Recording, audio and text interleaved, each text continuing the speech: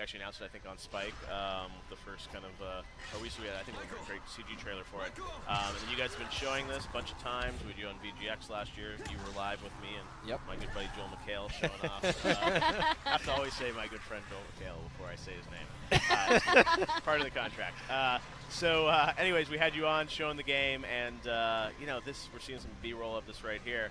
But the game looks better and better. And we were talking a little bit earlier for GameStop TV, and one thing that I'm excited to hear more about is sort of the campaign and the story. We've seen a lot of action, seen a lot of setting, but you guys, it sounds like you have a pretty epic story that you're going to start talking about in this game, right? Yeah, we're going to be revealing all the characters and the story later this year. Right. So that's all he'll say about That's that. it. He's like, and later I this would year. love to give you all the details, but they would kill me. We don't want to spoil it, but anyway, so tell us what are we looking at here? So this is actually, I think this is the very first time we're actually showing co-op. So, you know, two dudes, they're just playing together, and just before they got out of the elevator, because, you know, we like to spice things up. So even though they play co-op, every now and then the game is going to offer you like a competitive challenge. Yeah. Because, you know, we actually found it that even when we play the game together, we're like, hey, you know, I dare you that I'm going to do this better than you, or I'll bet I can get there faster than you. So we said, like, why don't we just put it in the game? So right now they have like a little competition going. So whoever, like, we can have strength challenges, like whoever kills more zombie in like under a minute, or whoever gets to somewhere faster. So whoever wins the competition gets extra experience points. He gets to level up his character faster. And this particular mission is actually pretty far in the game. We're trying to send a signal to the outside world that there are still living people inside.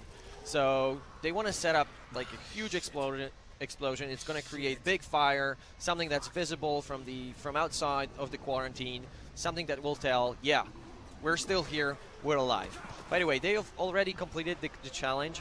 So what do you get for winning the challenge? You get the experience points because, you know, we have two major proficiencies, agility and strength.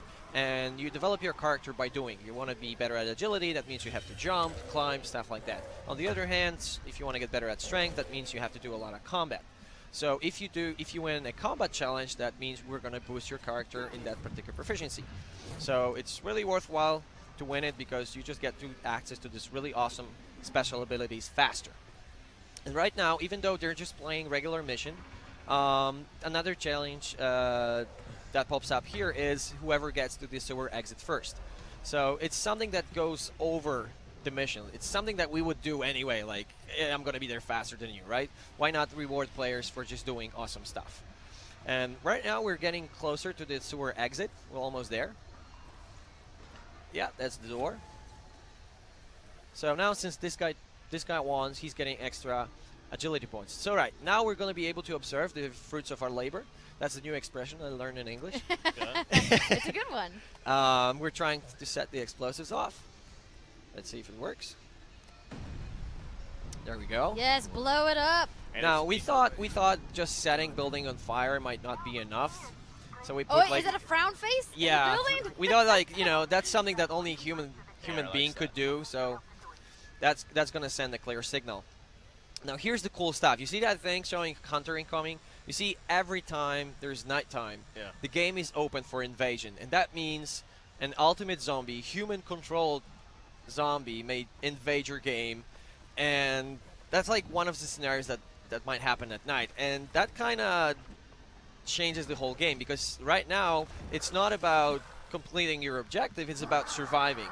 So, oh, do you see that? Now they have like two tools at their disposal to defend themselves. First one is the survivor sense. You can see the pulse going away from them. When it turns red, they can sense the direction where the night hunter is coming from. Yep. The second thing to defend themselves is the UV flashlight. You see the night hunter, oh, there he is.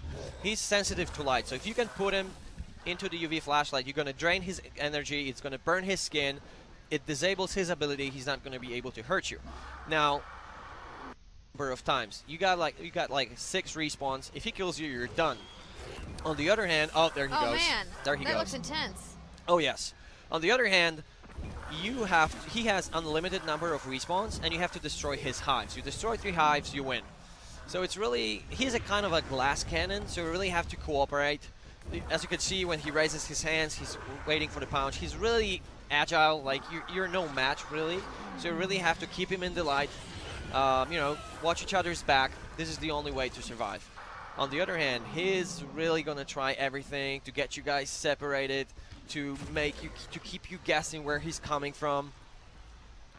Yeah, like look at that. We showed this. Can't you just run away? Well, he's gonna come for you, and if he gets the. And it's all human controlled, right? Because it's still. Oh yeah, oh yeah. Like at some point we were discussing of making it AI, but we thought like bringing the human factor to the game. It just brings. So you basically have one level every night. There'll be one of these. It might happen. Yeah, it might happen. On the other, if you play as the ultimate zombie, you get to choose if you want to invade like a random guy, or we actually we track all of your friends, so you can just take a look at the list and like, oh, I'm gonna mess you up, and then I'm gonna mess you up. What if I don't want my friends to mess me up? Yeah, because at some point everybody hates you, but it's totally worth it. But yeah, if you don't feel like it, you can decide, okay, I'm just gonna allow my friends to do it, or you can say, no, I really don't want to do it. I just want to stay in peace. This happens obviously in co-op. Will it happen in the campaign too? Yeah. Do you have that in the campaign as well?